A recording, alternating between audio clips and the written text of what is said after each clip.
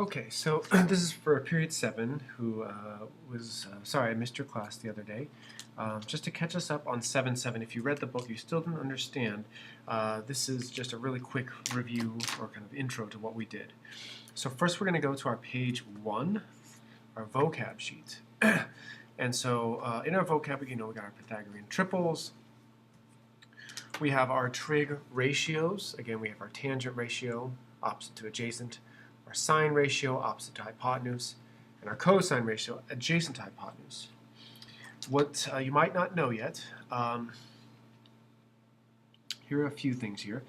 So in that section 7.7, it asks you to solve a right triangle. So if you are kind of confused what that means, solving simply means to find all sides and angles in the right triangle, everything that's missing. And so this is where we want to practice our different methods. So if we're given two sides, remember if you have two numbers, you just want to find the third, it's a right triangle, you can always use the Pythagorean theorem. C squared equals A squared plus B squared. Now on the other hand, if you only have one side, but you have a special triangle, right? It's 30, 60 degrees or 45 degrees, we can use our special patterns, right? 45, 45, 90, hypotenuse equals leg root 2, and 30, 60, 90, hypotenuse equals shorty times 2, and 30, 60, 90, long equals shorty root 3. Okay? That's what we did. This is our first quiz. This is our second quiz.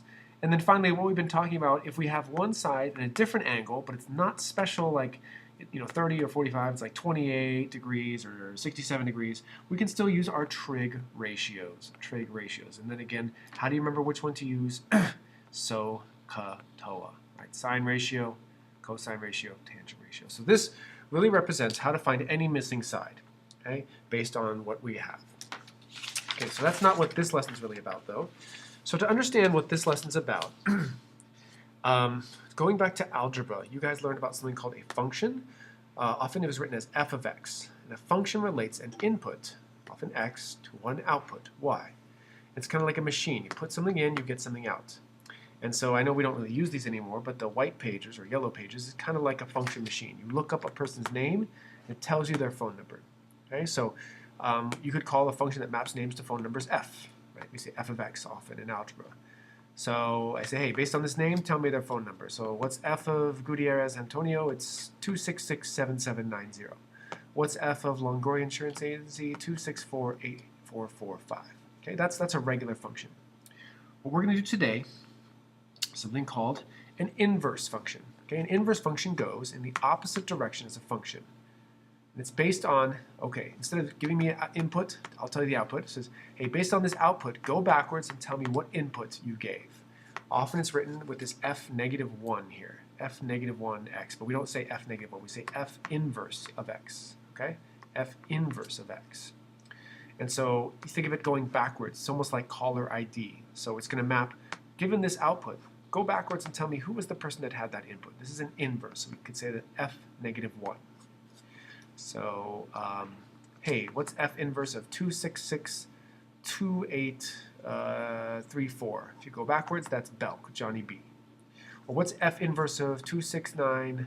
If you go backwards, that's Barlow, G-O-T. Okay?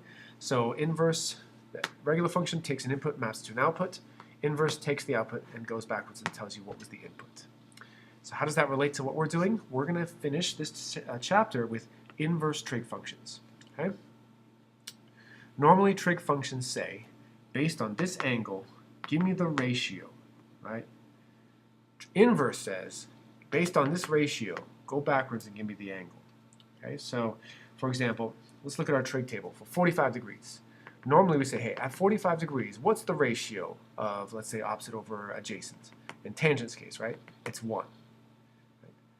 Inverse would say, hey, based on this ratio, go backwards. Tell me, who's the angle that has a tan ratio of 1?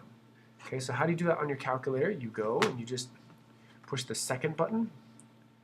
This blue one right here, and then tan. See, it says tan inverse.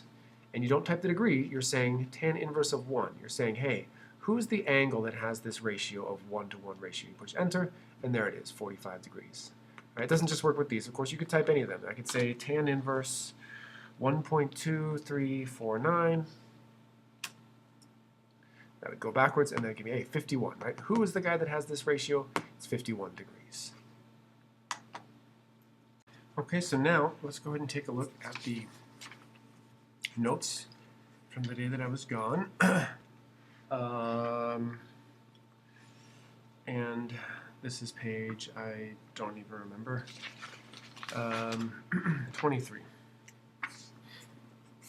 Okay, so the important thing to remember is, again, an inverse function marked with this -1 here, but we never say -1, we just say inverse, goes backwards, and it undoes the normal function. We'll skip the algebra, but if we take a look here, if we can use some trig examples, again, tan 45 degrees, right? This is saying, okay, given this angle, right? Given this angle here, tell me what is the ratio, right? In our case, it's the opposite to adjacent ratio. Given 45 degrees, what is the opposite to adjacent ratio? And because 45, again, a 45 degree is a 45, 45, 90, these have to be the same, right? That ratio is always going to be 1. So we can look that up on our calculator if we want, or you just punch it in. The inverse is saying, all right, the opposite. All right, given this ratio, who is the angle that produces that ratio, right? And again, if we punch it in our calculator, second tan inverse 1. Right? Who is the angle that produces a 1-to-1 ratio? 45. Right? 45. So you're getting a degree here. So put degrees. Okay. Sine 30 degrees. Sine 30 degrees. Let's punch that in our calculator. What is the sine ratio at 30 degrees? Oops. Sine ratio at 30 degrees. That's 0.5, right? Because, again, you can think about it if you draw a little triangle like this. If this is 30 degrees, right, you have a 30, 60, 90 triangle. So your sine ratio is this side to this side, right? This is your shorty. This is your hypotenuse. What is the ratio of shorty to hypotenuse? Remember, shorty is always half of the hypotenuse. So this to this, it makes sense that that's always going to be 0.5, right? Given this angle, what is the ratio of opposite to hypotenuse? Shorty to hypotenuse is always 0.5. So if I just go in reverse, if I do sine inverse of 0.5, sine inverse 0.5, so again, I'm looking up, given this ratio, who is the angle that has a 1-to-2 ratio, sine ratio, excuse me, and it says 30. So it's important to know this is a degree, 30 degrees, okay? It also works for just kind of random things, so like cosine 28 degrees, so the cosine ratio at 28 degrees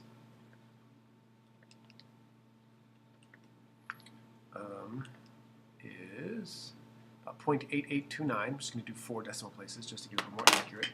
0.8829. Right, that's saying the adjacent to hypotenuse ratio for any 28 degree triangle, it's 0.8829. It's about 88% as big. So if I just go in reverse, the cosine inverse of 0.8829, so I punch that in, given that ratio, what is the angle that produces that cosine ratio? So second cosine inverse 0.8829. Who is the angle that has this ratio? Oh yeah, that's 28 degrees. Okay, so again, the inverse just kind of, it goes in reverse, it undoes the normal function. So let's do just a few examples here. Find the angle measured to the nearest degree. So again, tan z, so here's the angle, and here's the ratio, right? So normally we know the angle, we want to find the ratio. This is the reverse. So if I want to say, all right, given this ratio, tell me the angle. Again, we just apply the inverse. We say tan inverse 0.3057. Right, we say, hey, given this ratio, who's the angle? So we say that equals z, right? Who is the angle that produces this ratio?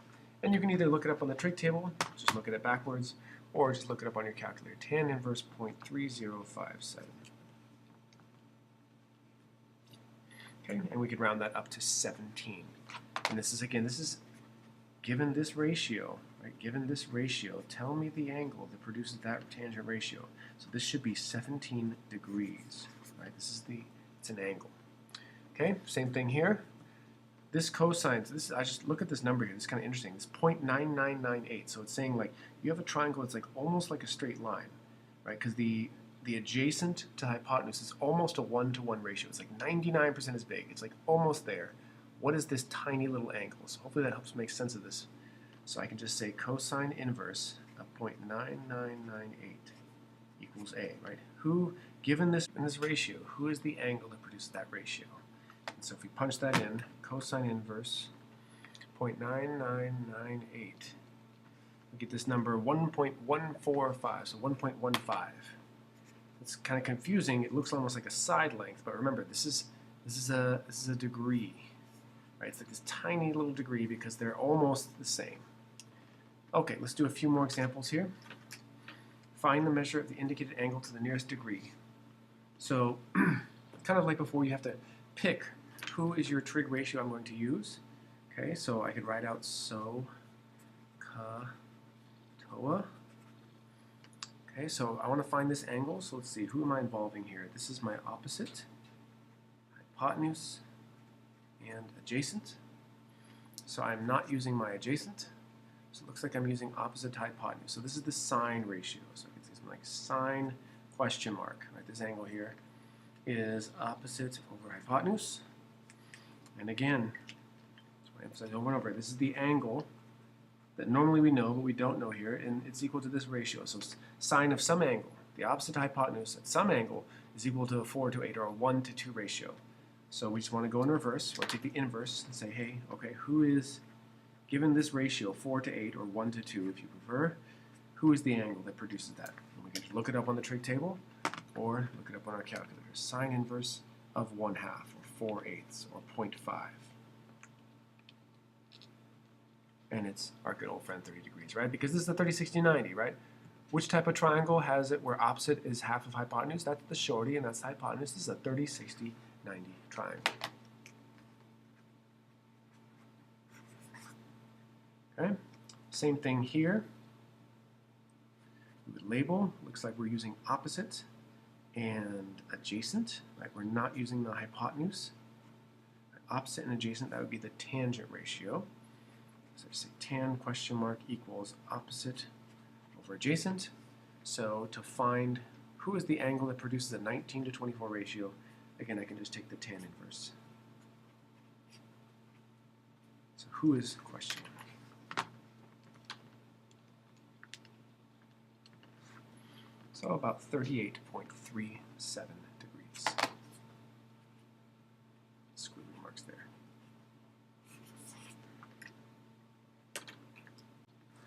Okay, so let's turn to the back. We're not going to do all these. I just want to point out some of these, like here, number 8, you're trying to find this angle measure.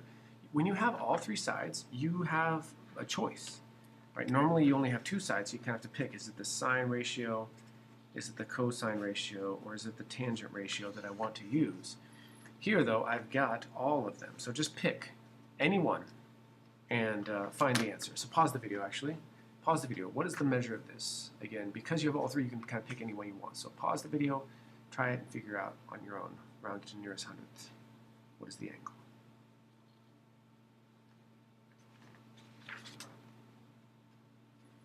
Okay, so hopefully what we saw is this, this is opposite and hypotenuse, so I could take the inverse sine of 33 over 65 and get 30.51 degrees. This is adjacent over hypotenuse, so I could take inverse cosine of 56 over 65 and then get 30.51 degrees.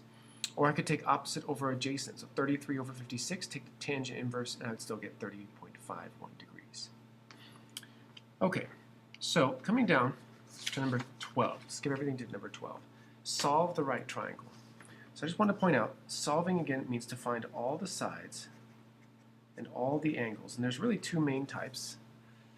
The first would be this type where you have all the sides, or you have two of the sides at least. How do you find the missing angles? Well, you would first use this inverse trig ratio. And then to find the second one, you could just know that since this is 90 degrees and this is like, say, 30.5 degrees, you can just subtract 90 minus 30.5 to get 59.49. So 59.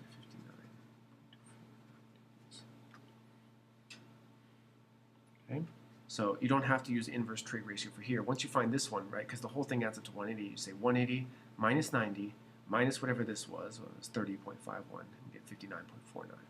Okay, so if you have all the sides, use the inverse ratios. On the other hand, if you have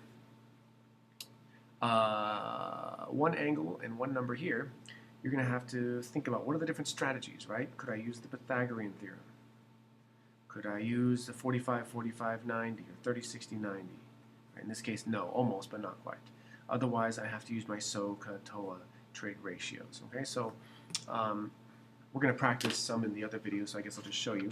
So here, what I could do, I could see, all right, I cannot use the Pythagorean theorem, but to find x, what I could do is I could label from 44's perspective, this is opposite, this is hypotenuse, OH, so I could use the sine ratio. So the sine ratio at 44 degrees is 17 over x. Again, when x is underneath, I multiply both sides by x. And so my answer is x equals 17 over the sine ratio at 44 degrees, or about 24.47. Okay? Now, to find this angle, again, you don't have to use inverse trig ratios. You could, but that's kind of like a waste of time. You already know this is 90, this is 44, so just take 180 minus 90 minus 44, you get this is 46 degrees, right? Just the triangle angle sum theorem. Right, so we found all the angles, 90, 44, 46 degrees. We've got this is 17, we've got this is 24.47. To find this last one, you could use trig, right? You could use SOHCAHTOA, or since I now have two numbers, I could use my good friend Pythagorean theorem. A squared plus b squared equals c squared. Subtract from both sides, square root, we get about 17.6. And that number smells pretty good because, again, it's almost a 45, 45, 90. If this is 17 and this is almost, this is like just a little bit bigger, right? Because 46 just a little bit bigger than 44, 17.6 makes sense. Okay, so again, solving means to find all sides, all angles. We'll practice more in the other video.